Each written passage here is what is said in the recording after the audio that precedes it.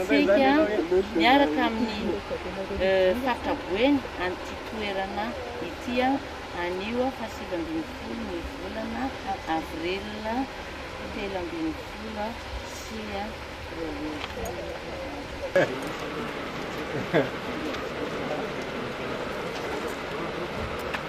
Zandai sekagata pe anao vai. Ya, saya mesti sekarang.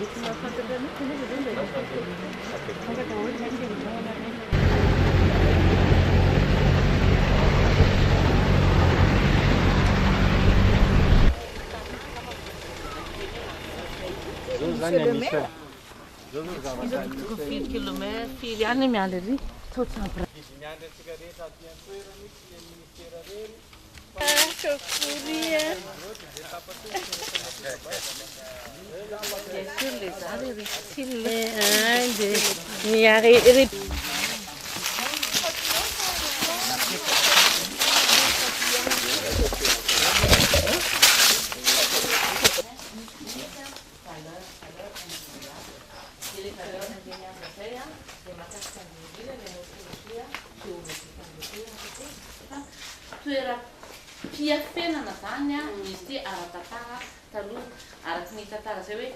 tale mety ahitantsika hoe faune flore ratsika mety fa misy izy fa le hita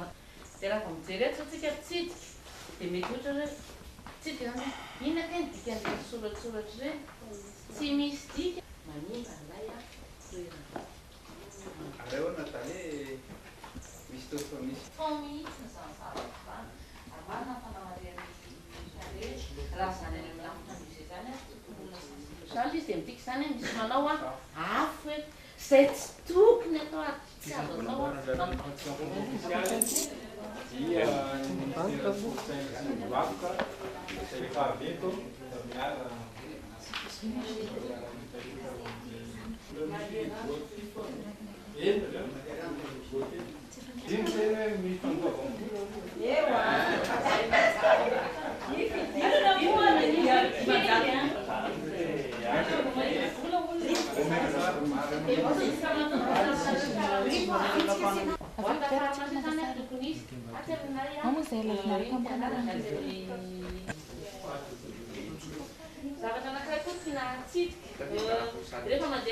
Sulang manana traikefa afaka manamboatra satroka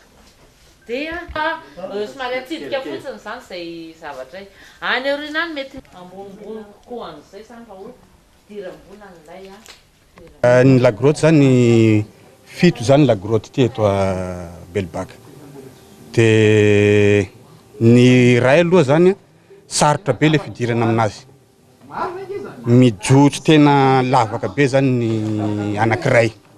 tena sarotra zany fa ny enina sisa de tsara tena tsara zany ny fidirana ary ty lagrotte ty zany ity no lagrotte numéro 1 ty notsidihetsika ty zao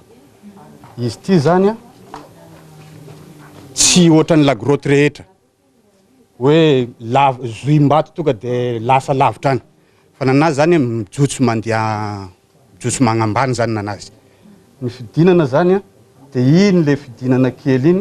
de iny mijotso midina foana iny jusqu'à any ambany any angambany raha ohatra ka mandia any zany mitondra labozy 7 na 9 na 8 angambany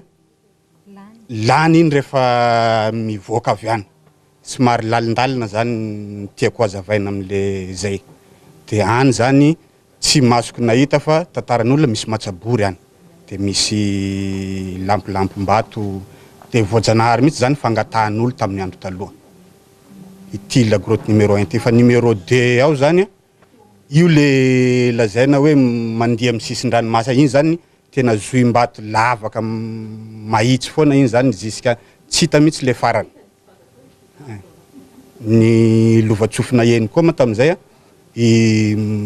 tanteraka jusqu'à ny an-dranomasina any zany le lavaka